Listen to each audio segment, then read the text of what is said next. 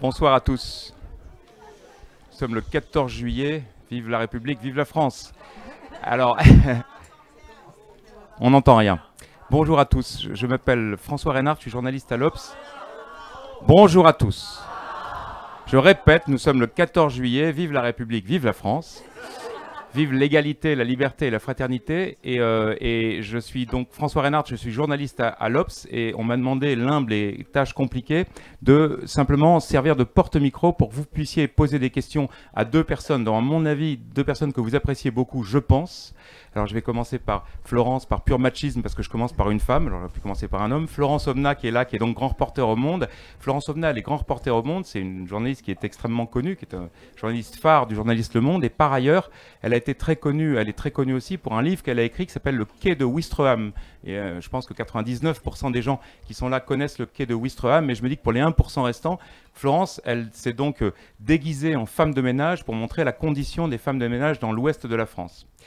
À ma droite, je ne parle pas de politique, hein, voilà. À ma droite, un écrivain que vous aimez tous, j'en suis sûr, qui est Emmanuel Carrère, hein, l'adversaire d'Autre vie que la mienne, etc. Et Emmanuel Carrère est donc un homme de plume, un homme de lettres, comme vous le savez, hein, qui écrit de très grands livres, et par ailleurs, c'est aussi un homme de cinéma. Alors vous êtes un homme de cinéma, on peut dire doublement, parce que d'une part, vous avez fait des films, hein. Vous avez participé à des scénarios pour la télé. Il y a des trucs de José Dayan, je crois, vous avez participé à ça. Les Revenants sur Canal+, c'était vous qui avez fait ça. Et je sais aussi qu'il y a beaucoup de vos livres qui ont été adaptés. Hein. La Classe de neige, ça c'était ce qui vous a rendu célèbre il y a fort longtemps maintenant. C'était Claude Miller qui avait fait ça. L'Adversaire, ça a été adapté au cinéma par Nicole Garcia. Et la dernière idée d'Emmanuel Carrère, c'est d'adapter le Quai de Ouistreham de Florence Aubenas. Vous comprenez pourquoi ils sont sur la même, voilà. Donc, alors Emmanuel ou peut-être Florence. Enfin, Florence, peut-être que Florence n'a pas tant de choses que ça à dire là-dessus, puisqu'après tout, voilà. Donc, comment ça se passe? Qu'est-ce qui s'est passé? Vous avez écrit le livre et après? J'ai écrit le livre et après. Non, je veux dire, après un jour, on vous dit, voilà, ton livre va être adapté au cinéma. Comment ça se passe? Non, alors ça se passe pas comme ça. C'est en fait quand le livre est sorti, un certain nombre de personnes m'ont demandé de l'adapter. Et dans le feu de la publication, en fait, on m'entend? Bon. Dans le feu de la publication, j'ai toujours refusé pendant très longtemps pour un certain nombre de raisons. Une des raisons principales était que je ne souhaitais pas mélanger le cinéma et la publication du livre, parce que, me semblait-il, le monde du cinéma était un monde économiquement beaucoup plus généreux, enfin à tort d'ailleurs souvent, mais on pense qu'avec le cinéma on gagne beaucoup d'argent, c'est une machine à fric, etc. etc. Le livre parlant du ménage, il y avait un débat un petit peu à l'époque sur alors est-ce qu'on fait un livre, c'est un best-seller, vous gagnez de l'argent sur les femmes de ménage, tout un embrouillamini de ce type de considération, et je n'avais pas envie d'en rajouter. Et d'autre part, je n'étais pas non plus enthousiasmée, pour être très sincère, par les gens qui m'avaient fait des propositions d'adaptation. Donc j'ai rangé tout ce dossier-là dans un tiroir en me disant, bon ben voilà, laissons tomber. Et il y a assez peu de temps en fait, hein, Emmanuel, il y a 2 ans à peu près, Emmanuel m'a proposé de l'adapter, et donc la sortie était déjà lointaine, donc tous ces débats-là s'étaient éteints d'eux-mêmes d'une certaine manière, et ça m'intéressait de voir, là je veux dire c'est une réflexion très égoïste, ça m'intéressait de voir ce qu'Emmanuel en ferait. Donc je me suis dit, tiens, j'étais curieuse, voilà, presque comme spectatrice d'une certaine façon. Je me dis, tiens, j'aurais pas pensé à lui pour adapter ce livre-là. Je me dis, tiens, qu'est-ce qui l'intéresse dedans? Voilà, donc j'ai eu cette curiosité, et le fait que j'aime beaucoup les livres d'Emmanuel. Donc je crois que c'est également, on parle le 14 juillet, la journée d'admiration réciproque, donc j'en profite. Et de congratulations mutuelles. L'égalité, la fraternité. Alors la fraternité, donc Emmanuel, vous, c'est la première fois que vous adaptez le livre de quelqu'un d'autre? Vous avez fait des scénarios originaux, mais une adaptation de livre? Non, adaptation de livre. Fred Vargas, pardon. Adapté comme scénariste. Voilà. C'est pas pareil. Oui. Alors comme cinéaste, donc qu'est-ce qui vous a donné envie d'adapter ce livre, et comment vous avez fait ensuite? Dites-nous quelques mots du tournage. Sur le comment j'ai fait tout ça, je suis un peu embarrassé parce qu'en fait, je pourrais vous en parler à tous, mais il y a une personne devant qui je ne peux pas en parler. C'est Florence qui ne veut rien savoir. Ce qui est une position que je comprends très très bien. Moi-même, quand il m'est arrivé qu'on adapte des livres que j'ai écrits, je préférais, au fond, découvrir ça quand c'est absolument fini. Et là, voilà, je suis évidemment... j'attends avec impatience le moment où il sera vraiment fini et de le montrer à Florence. Et j'espère que, comme disent les Suisses, elle sera déçue en bien. Mais non, autrement, alors, dites-nous simplement, alors, quelques éléments factuels avant qu'on passe la parole à la salle. Simplement, donc, le tournage est terminé. Le tournage est terminé. Et dites-nous juste qui joue dedans. Hein, alors, le film, le rôle principal est tenu par Juliette Binoche, qui tient le rôle, pas d'un personnage inspiré de Florence, mais pas de... Non. Elle fait des gestes de contentement. Ouais. Et les comédiens, et surtout comédiennes, à vrai dire, parce que c'est vraiment essentiellement un film de femmes, sont des comédiens et comédiennes non professionnels. Et ça faisait partie des choses qui ont rendu l'entreprise passionnante. Voilà, ça c'était, oui. Et donc là, on en est où? Le tournage est terminé? Là, on n'est pas loin de la fin du montage. Et après la fin du montage, il y a après, il y a un reste de post-production, il y a le montage son, il y a le mixage, il y a l'étalonnage, il y a toutes sortes de choses qui prennent encore 2 mois, quoi, à peu près. C'est-à-dire qu'il sera normalement terminé, je sais pas, fin octobre, début novembre. Parfait, alors on ira tous voir ça, évidemment, avec Florence ou sans Florence. Est-ce qu'on va passer la parole à la salle? Est-ce qu'il y a des questions à Emmanuel Carrère ou à Florence Omna sur des sujets qui les concernent?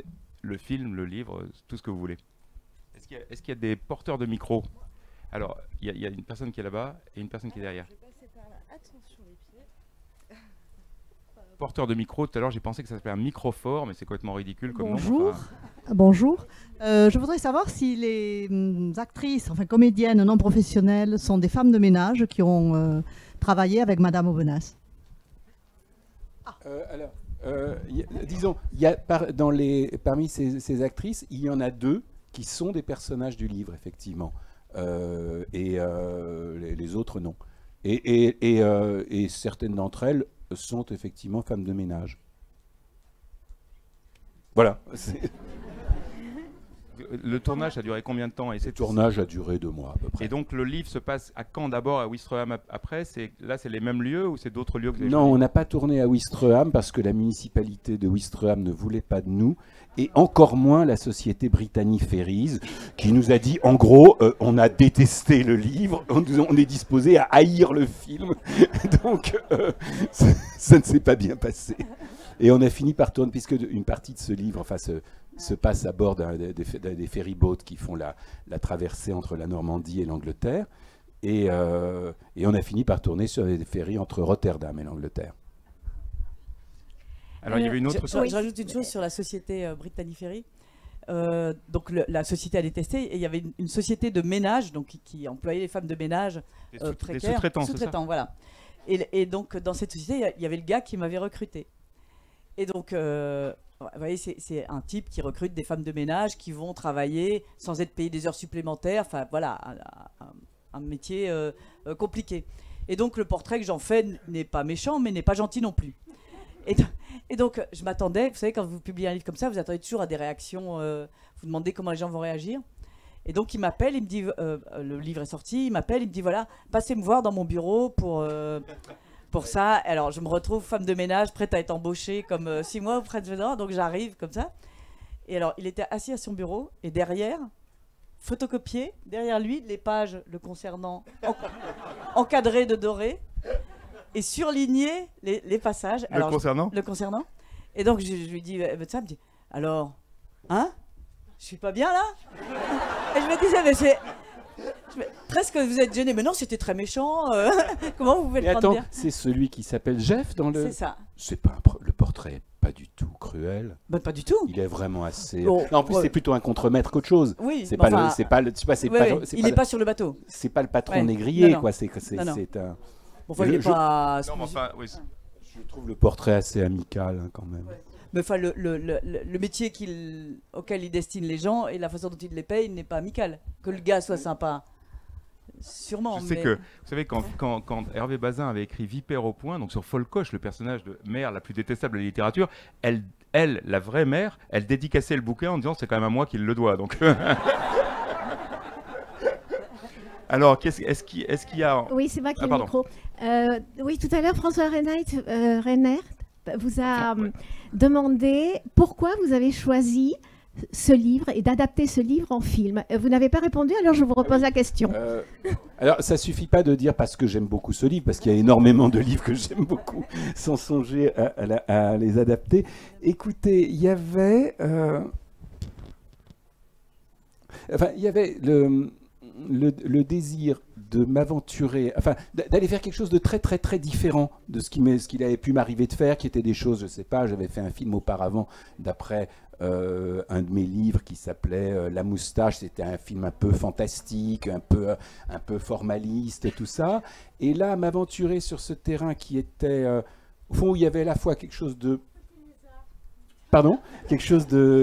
politique, et le fait aussi de mettre en scène pratiquement uniquement des femmes. Enfin, il y a un rôle masculin, mais autrement... Donc Jeff, là, alors? Non, un autre.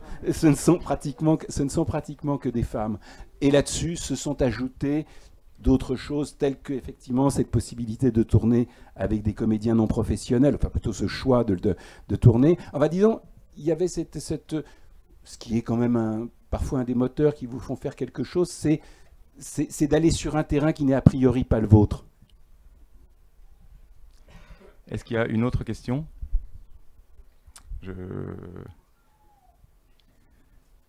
Ah, monsieur. Ah, pardon, il y a une question qui est là.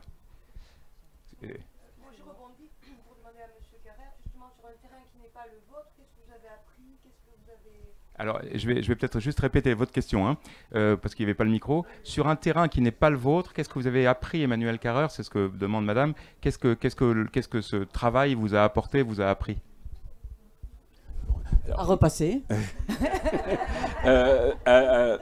Alors, c'est plus Juliette Binoche qui l'a fait. Et Juliette Binoche, soit dit, elle fait tous ces trucs-là très très très bien. Elle est vraiment impeccable, quoi. C'est une perle. C'est une perle. Dans on ne le dit pas assez. Emmanuel, dans l'adaptation, vous avez fait le scénario aussi, ça vous avez tout fait, ou il y a quelqu'un d'autre qui a fait le scénario? Non, j'ai fait le scénario. J'ai fait le scénario. Bah oui, je veux dire, ça serait bizarre, quoi, de faire oui, ça m'aurait paru bizarre, quoi, que quelqu'un d'autre fasse le scénario. À la limite, plutôt faire le scénario et que quelqu'un fasse le film, ça serait plutôt dans l'ordre des choses. Mais faire le film et pas le scénario, non. Là où j'ai le plus appris, il me semble, c'est encore une fois, c'est toujours le truc, hein, c'est le travail avec les comédiens, quoi, les comédiens et les comédiennes.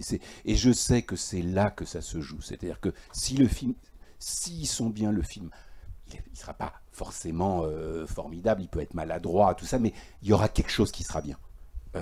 Et autrement, ben pas.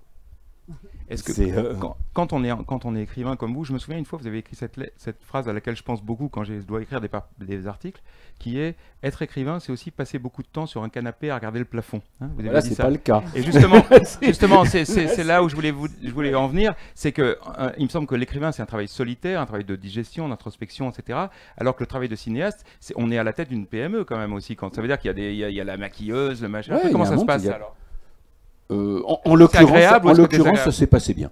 En l'occurrence, ça s'est passé vraiment bien. Non, je veux dire, c'est très très fatigant. On est dans une centrifugeuse, mais ça s'est bien passé en ce sens qu'il n'y a pas eu de catastrophe majeure, il n'y a pas eu de conflit, il n'y a pas eu. Ça s'est bien passé. Et c'était quand même très très excitant à faire, quoi. Dans un autre débat, ce que vous nous disiez hier, c'est ce qui est plus reposant paradoxalement, c'est qu'il y a moins l'angoisse de j'ai pas envie de le faire, j'y arriverai pas, etc. Parce que dans le cinéma, il y a le côté, il y a une équipe qui m'attend, tu as rendez-vous à 9h, tu vas à 9h, c'est tout, c'est ça? Ah oui, dans le cinéma, on est pris en charge, hein. C'est le film qui vous prend en charge d'une certaine façon. On peut pas... Ouais, c'est pas qu'on peut pas avoir des états d'âme, mais si on en a, d'une certaine manière, c'est même pas grave, quoi. À un moment, c'est le film qui conduit. Oui, non, moi j'ai une question. Je suis là. Pardon. Non, j'ai déjà raconté l'histoire à Florence, parce que bon, après c'est un roman qui est absolument magnifique, enfin sur la dignité aussi, sur la dignité des femmes. Alors moi j'ai lu ce roman dans une période de chômage, donc vieille femme de 50 ans sur le marché de l'emploi, c'est un peu dramatique. Donc c'était assez dramatique de lire ce livre pendant cette période-là. Et le lendemain où j'ai fini ce livre, j'ai eu un appel de la chambre patronale de la propreté qui me proposait un entretien pour le dialogue social. Finalement, je ne l'ai pas eu parce que j'ai eu un passé de syndicaliste et que ça n'allait pas avec le... Avec la propreté. Non, mais parce qu'il y avait, non, c'est parce qu'il y avait ce syndicat en question qui était majoritaire et donc il ne voulait pas prendre le risque d'avoir une ancienne syndicaliste au dialogue social. Mais j'ai hâte de voir le film parce que c'est surtout une question de dignité. Hein, en fait, il est terrible ce livre. Hein, alors ne le lisez pas quand vous êtes au chômage. Florence, en attendant qu'on passe le micro à quelqu'un d'autre peut-être qui veut poser une question, il y avait des gens par là, je crois. Ah, il y a un monsieur qui est là.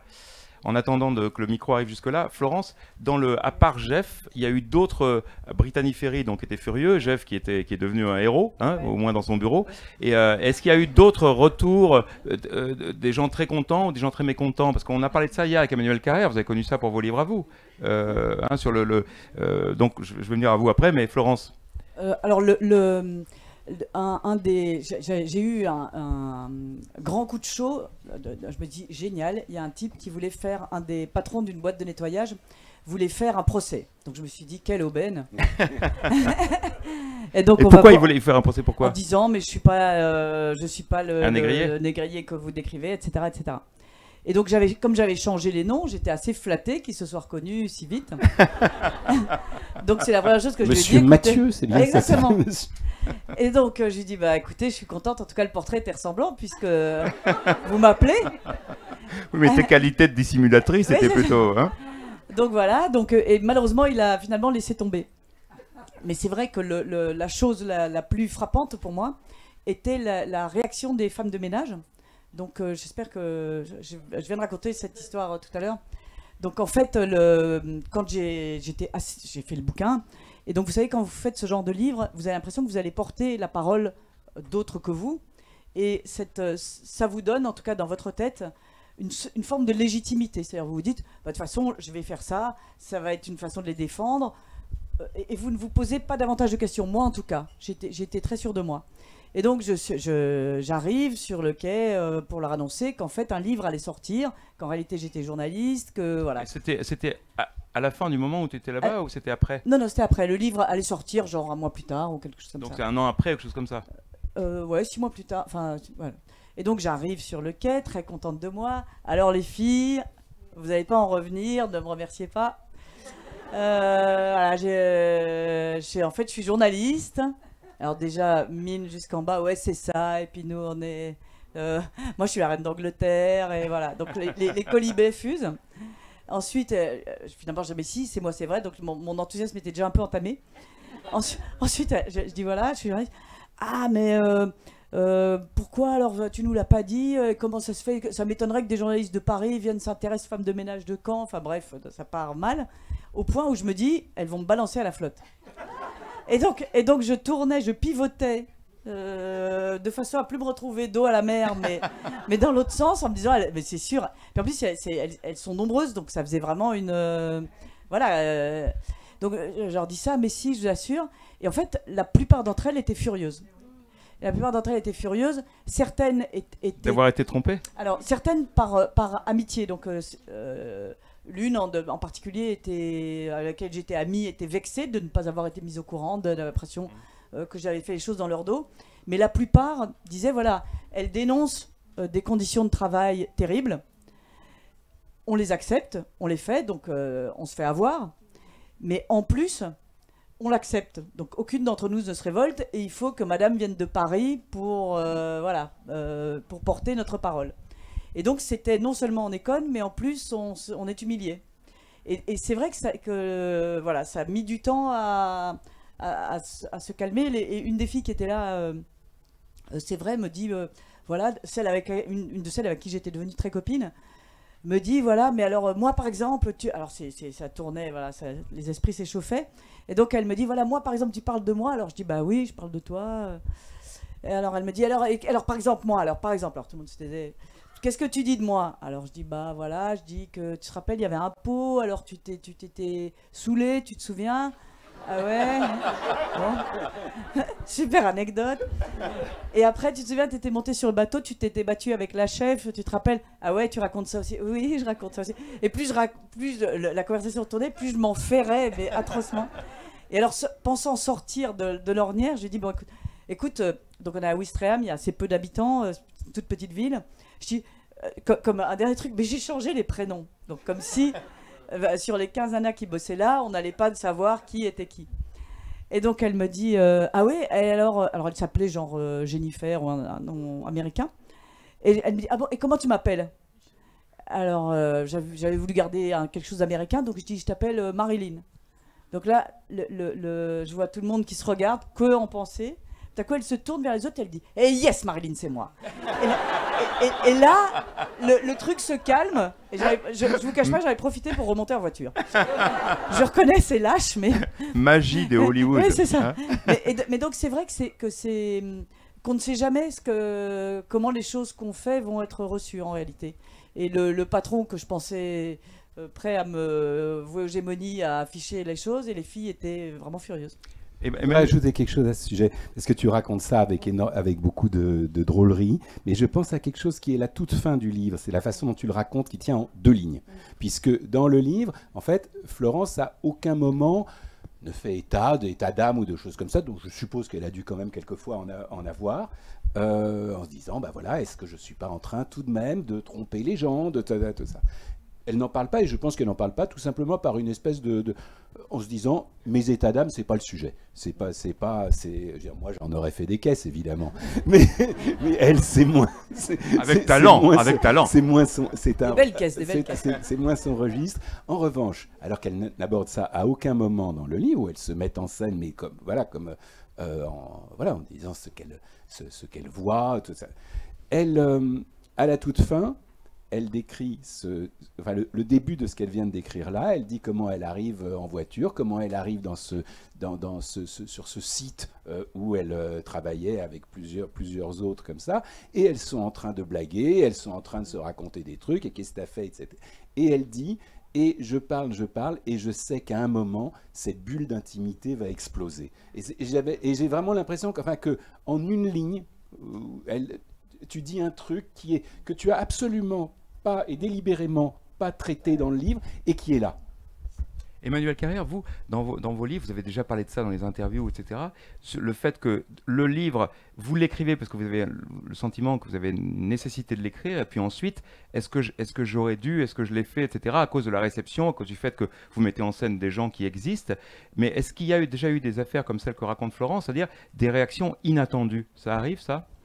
Pour ce qui me concerne, des livres que j'ai écrits, oui, d'autres livres. Pas véritablement. C'est-à-dire qu'il y a des gens qui se sentent troublés ou blessés, et c'est ceux dont vous pensez qu'ils allaient l'être. Oui. En gros, non, j'ai jamais eu de... Je suis désolé, c'est un peu décevant de dire ça, mais j'ai jamais eu de ce... Roman adoré. Mais le roman, bien sûr, évidemment. Je profite d'une chose... Ah ça, je ne savais pas. Ça, Jean-Claude Roman, il a aimé le livre. Je profite d'une chose, c'est que nous sommes connus, Florence et moi, à l'époque, parce que les premiers articles qui étaient parus, je crois, dans la presse et que j'avais lus sur l'affaire Roman étaient les articles de Florence Aubenas dans Libération. C'était ça qui m'avait donné, et même très précisément une phrase d'un article de Florence Aubenas où l'article se terminait par « et il allait se perdre, seul, dans les forêts du Jura ». Et je me souviens que c'était ça qui avait été pour moi vraiment l'espèce de point de départ de ce livre. Et nous ne nous connaissions pas, mais j'avais peu de temps après, en fait,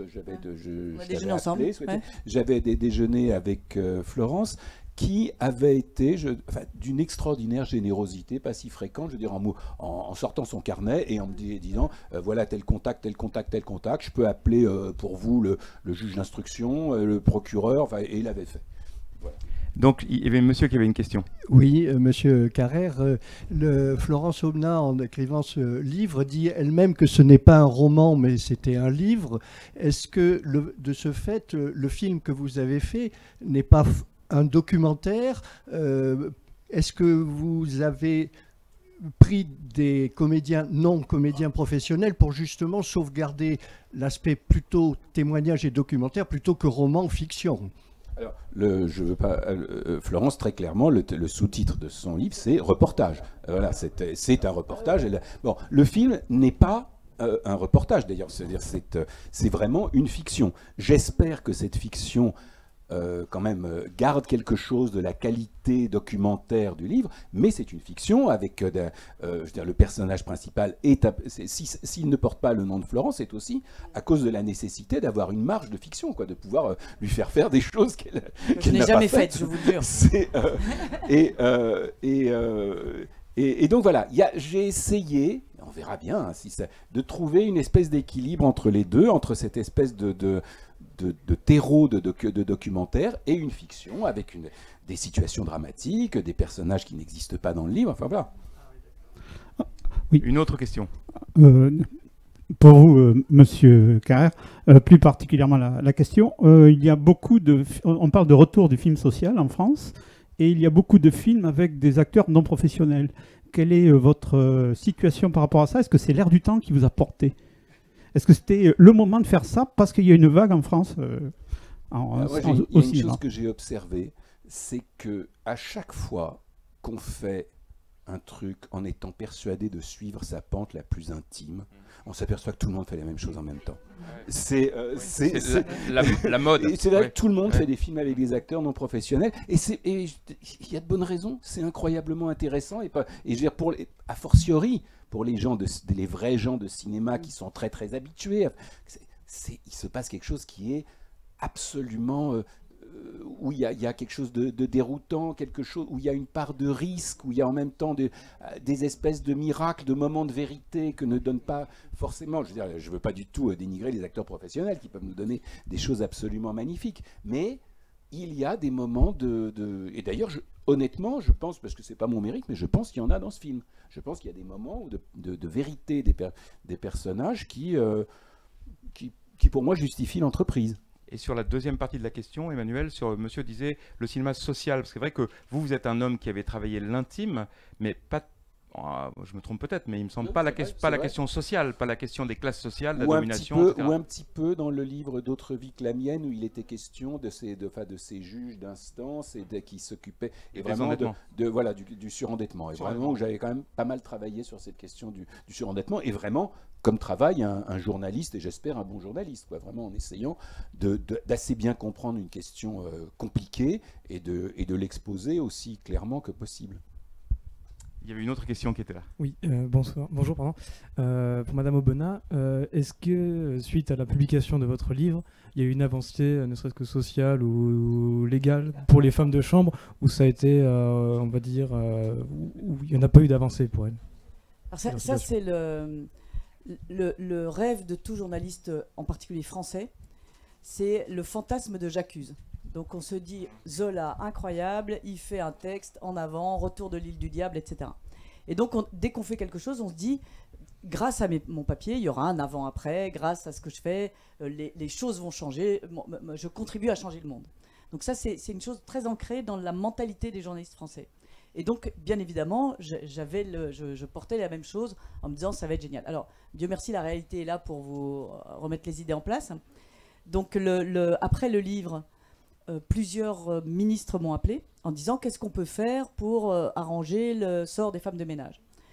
Et donc, je suis allée les voir dans leur ministère, et donc j'aurais dit, qui fait le ménage ici?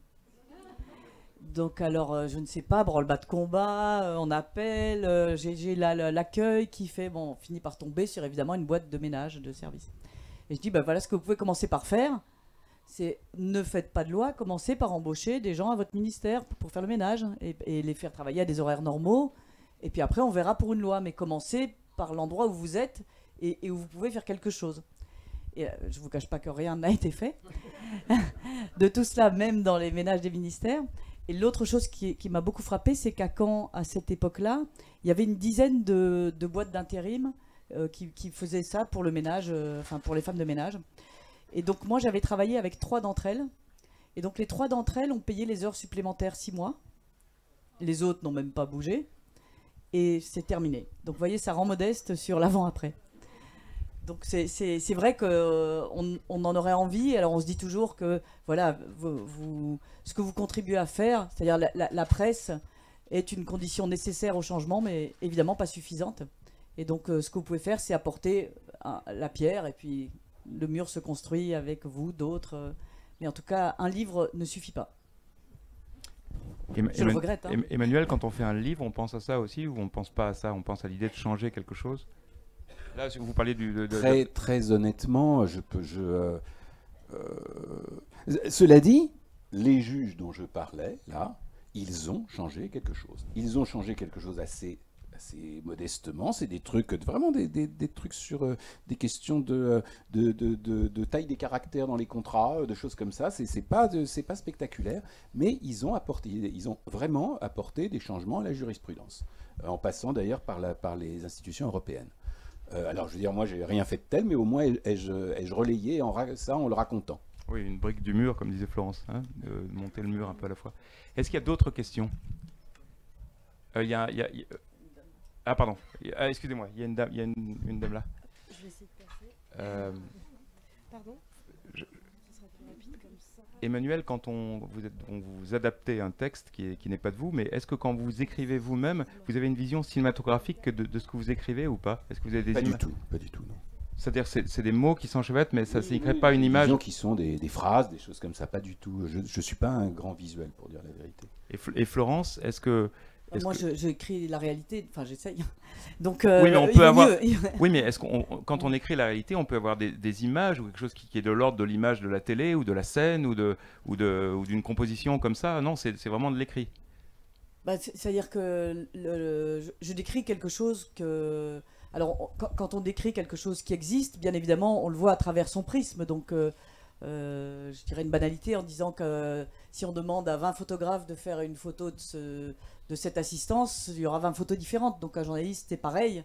C'est-à-dire que 20 journalistes décriront des choses différentes. Donc la façon dont on regarde, qui on est pour regarder, etc., évidemment, donne des choses différentes. Mais moi, j'essaie de me remémorer ce que j'ai vu, plus que de créer quelque chose, j'allais dire, d'abstrait. Il y a une question, madame. Alors, vous parlez du moment où vous êtes allé présenter... Vous parlez à Florence Aubenas ou oui, à Emmanuel Carrère? Florence, excusez-moi. Vous êtes allé vous présenter sous votre vraie identité ou vrai visage. Et on ne sait pas ensuite si ces personnes-là ont lu le livre. Et la question que je me posais, c'était de me dire, c'est peut-être pas le média le plus direct et le plus accessible pour ces personnes, parce que même si j'ai lu ce livre il y a longtemps, je crois me souvenir que vous étiez particulièrement éreinté par le rythme de vie que vous avez découvert. Et donc, je me suis demandé si ces personnes, au final, l'avaient lu, et si aussi la volonté, finalement, d'en tirer un film, ça peut être aussi le rendre peut-être plus accessible à tout un milieu de personnes qui n'aura pas eu accès à ce livre. Voilà. Est-ce que vous avez pensé à ça aussi quand on vous a proposé de l'adapter en film? C'est sûr que le prolongement de ce travail m'intéressait effectivement dans les résonances dans la société. Voilà, que somme toute, même si ça devient une fiction, ça continue à porter. C'est la description de ce travail, de ce type de travail, etc. Une façon en tout cas, de dénoncer la précarité en parlant, ne fût-ce que ça. Donc c'est bien sûr que j'ai pensé à ça aussi. Je trouvais que c'était bien qu'il y ait ce type de prolongement. En effet, peu de personnes, c'est un milieu qui ne lit pas tellement, en général, ce livre comme d'autres. Donc je pense qu'elles sont assez rares à l'avoir lu. Certaines l'ont lu, mais pas toutes. Et du coup, ça a donné pas mal d'ambiguïté d'ailleurs sur ce qu'il y avait dedans ou ce qu'il n'y avait pas dedans, parce qu'il y avait des rumeurs. Donc certains me disaient, mais la rumeur me dit qu'il y a ceci. Je disais, mais non, lis-le. Elle ne voulait pas le lire. Donc voilà. C'était à certaines personnes, je l'ai lu. C'est-à-dire que je savais qu'ils ne le liraient pas et je voulais qu'ils sachent ce qu'il y avait dedans. Donc j'ai lu les pages qui les concernaient. Donc voilà. Donc par exemple, il y a une personne qui s'appelle Victoria dans le livre, qui ne le lisait pas et à qui j'ai lu les pages qui la concernaient pour qu'elle le sache. Mais c'est vrai que c'est pas des milieux forcément avec un livre sur la table de chevet. Si je peux ajouter un mot à ce sujet, j'ai quand même rencontré plusieurs personnes qui étaient des personnages de ton livre, dont deux qui jouent dans le film. Elles connaissent parfaitement le livre. Elles sont fières d'en être des personnages. Enfin, et ça vaut d'ailleurs pour alors les autres personnes qui jouent dans le film, pour qui certaines, enfin, qui découvraient le livre, qui l'ont lu, qui l'ont énormément. Enfin, ça compte dans leur vie, quoi, ce livre. Emmanuel Carrère, pour rebondir sur cette même question, le fait qu'on ne parle pas au même public, et en général, dans le cinéma, on parle à un public plus large. Hein. Concrètement, un livre aujourd'hui qui fait 150 000 exemplaires, c'est un super succès. Un film qui fait un gros succès, il fait 3 ou 4 millions de spectateurs. Et quand il passe à la télé, il fait 10 millions. C'est les autres... François, ce sont des appréciations extraordinairement... Très haut. C'est au plus haut. Non, bien sûr. Alors revenons à une réalité. Voilà, un livre qui fait un gros succès aujourd'hui, il fait 40 000 exemplaires, et un film qui fait un gros succès, il en fait 500 000. Mais en tout cas, il y a toujours une barrière de 1 à 10. Voilà. Et donc, est-ce que vous pensez à ça? Non, je ne suis pas en train de dire que vous pensez à vous dire je vais avoir plein de spectateurs et me faire plein d'argent, c'est pas ça que je pense. Hein. Mais c'était à l'idée, je vais parler à un public plus vaste. Est-ce que vous avez ça en tête en faisant un film par rapport au livre? Alors, ce qui était marrant, cela dit, c'est que tournant ce film et le préparant, donc passant quand même pas mal de temps dans la région de Caen, enfin j'y passé pas seulement les 2 mois du tournage, mais beaucoup de temps pour le casting, pour tout ça. C'est un livre qui, c'est quoi, 7 ou 8 ans après, est très très très connu. Je veux dire, énormément de gens l'ont lu, enfin, et en dehors des gens, enfin voilà, que j'ai rencontrés, qui sont des femmes de ménage. Non, c'est un livre très qui a énormément marqué. C'est drôle parce que quand le bouquin est sorti, le maire de Ouistreham, parce que c'est une commune pas très loin de Caen, mais qui est séparée, disons, le maire de Ouistreham me dit je vais vous recevoir, etc. Et alors il y a une espèce de réunion publique, et c'était un maire vraiment, alors comme à l'ancienne, c'est-à-dire assez âgé, très gros. Il s'est installé au premier rang, on faisait un débat sur le bouquin. Il s'est immédiatement endormi paisiblement, réveillé à la fin. On ne verrait pas ça à couture, j'espère que le maire est là et qu'il est en pleine forme. Aux applaudissements, il s'est réveillé en sursaut, s'est levé à saluer autour, comme s'il venait de faire le discours. Et a pris la parole et a dit voilà, je suis très fier d'organiser ce débat parce que c'est le 2e livre qui se passe à Ouistreham. Et alors le premier était un livre de Simenon. Et puis alors moi je l'avais pas lu. Je dis pourtant j'adore Simenon, et je lui dis mais ah oui, donc intéressé justement, j'ai dit ça. Et puis il me dit oui, c'est le maire l'assassin. Donc là, il était déçu parce que son rôle. Il n'avait rien sur lui. Quelle rien chute sur lui, par rapport à son prédécesseur. Alors, il y a une question qui nous vient de la gauche. Oui, vous aviez dit plutôt que vous vouliez rien savoir sur le film. Et je me demande comment vous avez fait pour faire complètement confiance à Emmanuel Carrère. Non, pas par rapport à Emmanuel Carrère en lui-même, mais c'est-à-dire que votre nom est sur quand même le film, il est lié. Et c'est l'histoire que vous avez vécue et que vous avez racontée. Comment vous vous êtes dit, je laisse caster qui il veut, ajouter le folklore qui lui plaît et en sortir peut-être un résultat différent? C'est-à-dire, vous dites pas faire confiance à Emmanuel. C'est bien évidemment si. C'est-à-dire que je pense qu'à partir du moment où on dit, en tout cas moi je le vois comme ça, c'est-à-dire vous dites, voilà, je confie l'adaptation à Emmanuel Carrère. Pour moi, le choix est fait en amont. C'est-à-dire que je suis d'accord pour qu'il en fasse ce qu'il veut, ouais, d'une certaine façon. Et je ne voulais pas en poser parce que je trouve... je me serais sentie comme un chien dans un jeu de quilles. C'est-à-dire être là à dire « Ah oui, mais une telle, non, je la vois plutôt blonde » ou je sais pas quoi. Je me suis dit, c'est pas bien. Voilà, il doit faire son film, il doit se sentir libre de faire les choses comme il veut les faire. Et c'est ça qui m'intéresse. C'est-à-dire c'est ça que je veux voir. Après, que j'en sois contente, pas contente, d'une certaine façon, peu m'importe. J'ai fait confiance, et je fais toujours confiance. Et voilà, et c'est ça qui m'intéressait dans l'entreprise. Si j'avais eu des doutes, bah, j'aurais tout simplement, même un tout petit, je l'aurais pas fait. Donc alors, moi, je trouve que c'est une position très sage pour les deux parties. C'est celle que j'ai observée aussi quand on m'a adapté. Ce que je voudrais ajouter sur l'inquiétude qu'on peut avoir, c'est que c'est très différent si vous êtes scénariste ou si vous êtes auteur adapté. Si vous êtes scénariste, vous avez écrit un magnifique scénario et ça devient un film que vous aimez pas, qui est raté et tout, vous n'avez plus que vos yeux pour pleurer parce que personne ne le saura jamais que vous avez écrit un magnifique scénario. Si vous avez écrit un livre, que le film adapté de ce livre est très mauvais ou vous déplaît, c'est dommage, mais ça change rien au fait que votre livre existe. C'est beaucoup moins... voilà, le risque est de nature différente. Moi, pour vous dire encore plus clairement les choses, j'ai hâte de voir un film sur lequel je n'imagine absolument rien. C'est-à-dire, je n'ai aucune idée de la façon dont il a travaillé, je ne sais rien, et c'est ça qui m'enthousiasme, voilà. Vous, Emmanuel, pour toutes les œuvres que vous avez faites qui ont été adaptées au cinéma, vous dites j'interviens pas, mais est-ce que vous intervenez sur le choix de celui de Miller ou je sais pas quoi, ou tous les gens qui sont adaptés? Oui. Ah bah oui, ça oui. Oui ou non.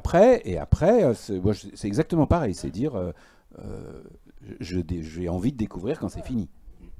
Il y a une question qui nous vient de la droite. Oui, vous avez parlé tout à l'heure de reportage, et ce livre, vous sentez plus journaliste ou écrivaine en l'ayant écrit, et comme vous avez caché votre identité, est-ce que vous vous êtes imposé des limites, et est-ce que vous avez suivi des règles déontologiques particulières?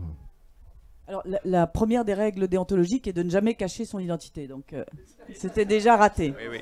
C'est interdit par la charte des journalistes. C'est déjà un lourd échec, donc je mets ici à l'encan ma carte de presse. Ah non, tu ne l'as pas fait en tant que journaliste, le livre. Non, c'était pas, il n'y a pas un titre de presse. Oui. Mais bon, n'empêche, je revendique que ce soit un travail journalistique, et ça m'est égal si on me retire ma carte de presse, parce que ça ne le serait pas. Ça ne me poserait pas de problème. Donc... c'est vrai que j'ai fait ça. Alors, la difficulté quand on cache son identité, c'est jusqu'où on va avec les personnes dont on parle. Donc, je m'étais fixé des barrières. Alors, une des barrières, par exemple, que j'ai respectée assez bien, mais pas tout à fait quand même, c'est en particulier les femmes avec lesquelles je travaillais, c'était de ne jamais aller chez elles. C'est-à-dire que plusieurs fois, j'étais invitée à un mariage, à un baptême. Tiens, je fais quelque chose, comme entre collègues de travail, somme toute. Et je n'y allais pas. Alors j'étais hyper tentée, je me disais que ça serait génial dans le bouquin, etc. Je me disais, après elle va dire, ouais, cette fille, je l'ai reçue chez moi et elle va mettre sur la place publique. Et donc je ne voulais montrer mes collègues que sur leur lieu de travail. Donc c'était, voilà, je m'étais fixé cette règle. Alors à côté de ça, il y a un gars dans le livre que j'appelle Philippe, et qui est chez qui je vais, et dont je raconte plus avant la vie personnelle, en fait. Bon, là, il me semblait difficile à identifier pour les autres. Ces femmes de ménage me disaient, tout le monde va savoir qui c'est, l'employeur, voilà. Ce Philippe, personne ne va savoir qui c'est. Donc, pour vous le situer, c'était un gars qui m'avait dragué au salon pour l'emploi, la grande difficulté à trouver de l'emploi. Donc, on était là tous les deux. C'est sexy comme situation. Eh bien, ce jour-là, il ne chômait pas. Voilà. Donc, le midi, alors moi, assez naïvement, je me suis dit, comme quoi on est bien bête, il me dit à midi, oh, bah, j'habite juste à côté, vous voulez venir déjeuner chez moi? Je trouvais ça tout à fait normal. Donc, je dis oui, bien sûr. Elle est journaliste, mais un peu naïve. Bon. Un peu fleur bleue, donc... Et donc on arrive chez lui, il me dit voilà, j'ai fait des pâtes, alors il y avait des lourdes allusions, etc., que j'ai absolument pas comprises au début. Comment ça, on comprend pas les allusions? Bah non, il me disait ouais, c'est ça, on va pas y aller cet après-midi, on peut rester là, etc. Je dis oh non, je tiens à trouver un emploi, moi j'étais bien polarde dans mon truc. Donc voilà, et donc on a continué à se voir, moi je le prenais comme un sujet d'étude, et au bout d'un moment, je dois dire, je cache pas, j'ai trouvé sympa, donc... Florence, nous ne demandons rien de précis. Voilà. Hein. Donc on est allé à Jardiland, j'avoue c'était cool. Là aussi, je vais ajouter quelque chose à ce sujet qui dit quelque chose un peu du contrat, enfin même pas tacite d'ailleurs, qu'il y avait entre nous. C'est qu'à un moment, Florence me dit, bon, écoute, tu fais comme tu veux, tu racontes ce que tu veux. Je dis, mais par exemple, je sais pas, exemple, Philippe. Est-ce que je peux te faire coucher avec Philippe dans le film? Tant que tu veux. Je vous rappelle que nous sommes sur la thématique fiction et réalité. Et je dis, mais c'est pas sûr. Hein. Et là, Florence me dit, ah ouais, des promesses, des promesses. Vous, Emmanuel, quand vous allez, bon, en France, tout le monde vous connaît, mais quand vous allez par exemple en Russie, vous êtes allé dans le Moyen-Orient, etc., est-ce que vous êtes tenté de prendre une autre identité ou d'être flou sur ce que vous êtes, ou vous y allez franc jeu en disant, voilà, je suis écrivain ou je travaille pour tel journal, etc. Est-ce que vous vous déguisez parfois, enfin déguisez Non. Non, moi je n'ai pas la duplicité et la fourberie de Florence. Si, je suis un honnête homme, moi. Est-ce qu'il y a une autre question? Ah, il y a une question là-bas. Oui, j'avais une question pour Florence, bonjour. Est-ce que si l'occasion se représentait, vous seriez partante pour recommencer? on parle bien de Philippe. De recommencer, c'est-à-dire... La même expérience qu'à Ouistreham. Alors, la même, non. Non, pas la même, mais dans un autre contexte. C'est-à-dire partir en sous-marin. C'est un petit peu grillé maintenant. Hein. Ouais. Non, mais on me le disait déjà au début. Alors, non, oui, en fait, je m'étais... quand tout le monde m'avait dit, il faut se déguiser mieux, tout le monde va te reconnaître. Bon, ce qui est absolument faux, d'ailleurs. Enfin, quand même, c'était 2 ans après que, ayant été otage en Irak, Irak, où tout le monde connaissait Florence. Au journal télévisé tous pendant les jours. 6 mois, tous les jours. Ça, c'est vrai. T'as pas changé de nom, t'as juste mis des lunettes un peu plus grosses. J'ai mis des lunettes un peu grosses, je me suis attaché les cheveux. C'est très surprenant quand même. Oui, c'est très surprenant. Et alors, je vais vous faire je vais vous dire un scoop, je me mets jamais en jupe, donc là, je me mettais consciencieusement en jupe, etc. Et donc, les 4 copains qui étaient au courant de l'affaire avant que je parte, donc j'avais tenu soigneusement secrète parce que les journalistes sont assez bavards et je voulais pas que ça se sache. Et donc je leur dis voilà, j'arrive avec mes nouvelles lunettes, ma jupe, mes trucs, ça. Et une de mes copines qui était là me dit bah tu vois quand tu veux tu t'arranges. donc c'est bon les amis. Alors est-ce qu'il y a une autre question quelque part? Ah pardon, monsieur là-bas, est-ce qu'on peut lui apporter un micro? De suite. Si j'arrive. Hop, pardon. Et merci. On fait du sport aussi. Pardon. Excusez-moi. Merci, monsieur. Ici. Oui, bonjour. Je me demande s'il n'y a pas un peu un paradoxe quelque part, puisque dans le livre de Florence Aubenas, c'est une personne qui a un métier, qui s'exerce à un autre métier sur une durée limitée, mais qui s'y exerce avec une certaine rigueur. Dans l'adaptation, finalement, on a la seule professionnelle, c'est le personnage, si j'ai bien compris, le personnage de Florence, et à contrario, les non-professionnels, ce sont justement les femmes dont on cherchait à exercer le métier. Alors ma question, c'est est-ce que finalement, dans votre adaptation, finalement, c'est plus le suivi ou le récit de comment une femme journaliste s'essaie à s'immerger dans un métier, et c'est ça qu'on va voir, plus que véritablement la mise en valeur ou la mise en vue du travail complexe de ces femmes qui font le ménage. Ça, c'est une question intéressante, Alors, Emmanuel. c'est une très bonne question. Ça, tout le temps, tout le travail du scénario, ça a été d'essayer de trouver un équilibre entre les deux.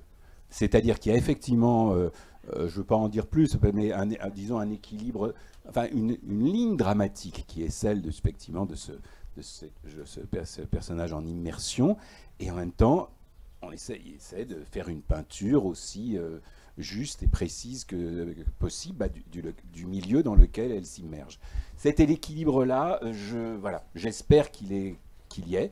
C'est un pari du film, quoi. Parce qu'on sait que vous êtes quand même très célèbre de l'exploitation du thème du double et de l'homme qui se fait passer pour quelqu'un d'autre. C'est ce qui vous... Hein Oui. Non, mais voilà, c'est une adversaire en quelque sorte, là. Ouais. Ah, monsieur qui est là. Est-ce que...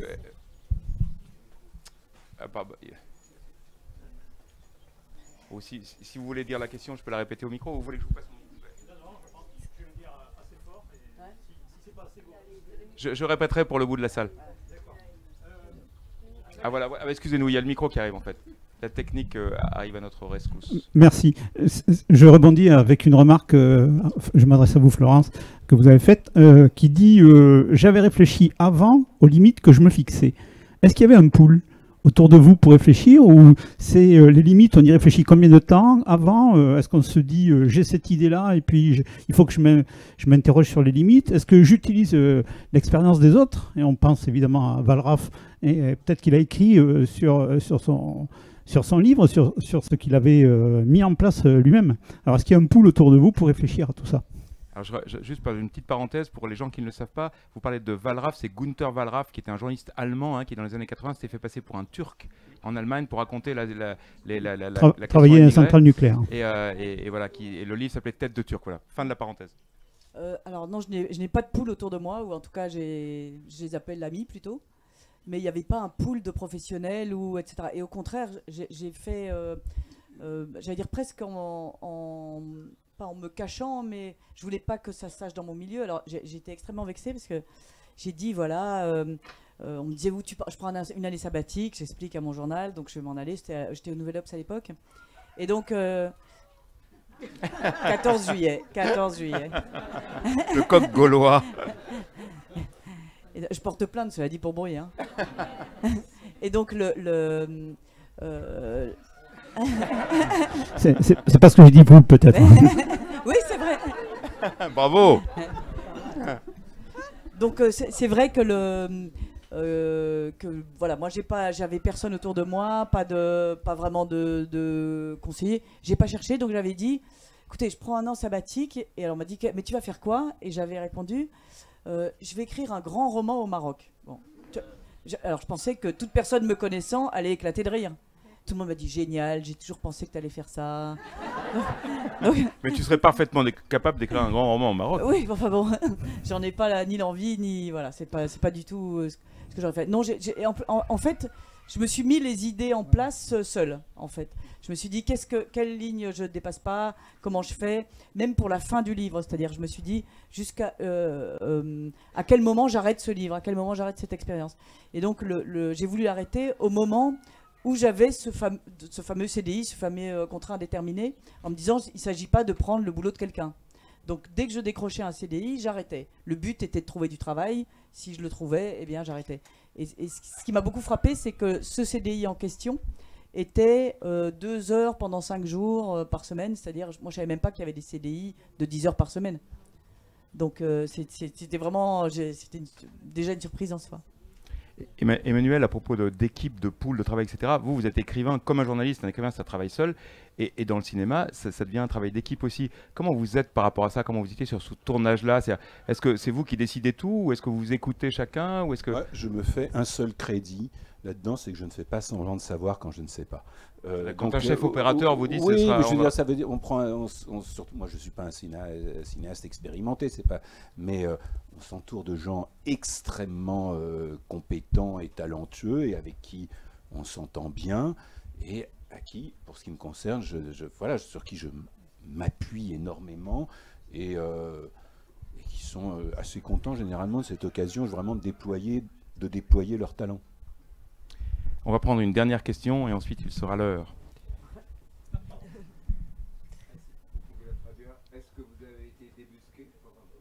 Alors la question est, à Florence Aubenas, est-ce que vous avez été débusqué pendant votre travail?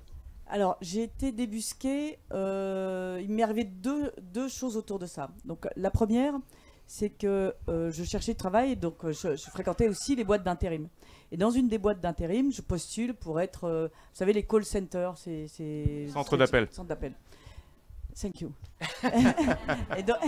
et donc je postule pour ça et l'employé me dit, eh ben, écoutez, non, revenez demain parce que je suis pas sûre, il va y avoir des tests, etc. etc. Donc je dis d'accord, je reviens le lendemain, elle tourne l'écran de son ordinateur vers moi et il y avait ma fiche Wikipédia. Et elle me dit, voilà, je sais qui vous êtes. Alors je suis tombée à ses pieds virtuellement, mais dans l'intention y était, en disant, écoutez, s'il vous plaît, soyez sympa, ne le dites pas parce que tout, voilà, on était assez tôt dans le projet et donc je me dis, tout va capoter. Et c'est assez marrant quand je suis allée à Caen, au premier rang, il y avait ça faisait énormément de boucans là-bas, des gens étaient furieux, d'autres pas, etc. Et donc il y avait eu un grand débat. Ouais, très houleux, et au premier rang duquel il y avait 2 personnes comme vous, monsieur et madame, mais habillés, mais comme lui était quasiment en smoking et sa femme était en tailleur, etc. Et donc le débat a lieu, ça bouge dans tous les sens, etc., etc. Et à la fin, et vous savez, quand on a une salle comme ça, on regarde les yeux de certaines personnes tout à coup, parce que ça, voilà, tout à coup vous accrochez à un regard, à un geste, etc. Et plusieurs fois, je m'étais accrochée à eux parce qu'ils tranchaient, justement. Et donc, à la fin de ce débat, le monsieur se lève, donc très cérémonieux, en costume, etc., brandit le livre et dit « Nous sommes les parents de la seule personne qui a reconnu Florence Aubenas. » Et donc, tonnerre d'applaudissements. Et à la fin, donc, il est d'usage dans ce genre de débat que vous dédicaciez les livres. Et donc, lui était d'un côté de la table et moi de l'autre, et il dédicaçait également. De la part du père, etc. etc. Et l'autre fois était tout bêtement une personne à Pôle emploi qui me dit, quand j'arrive, j'avais rendez-vous, et donc elle me dit, voilà, oh là là, avec les copines de Pôle emploi, on a bien rigolé, parce qu'on s'est dit, aujourd'hui, on reçoit une journaliste.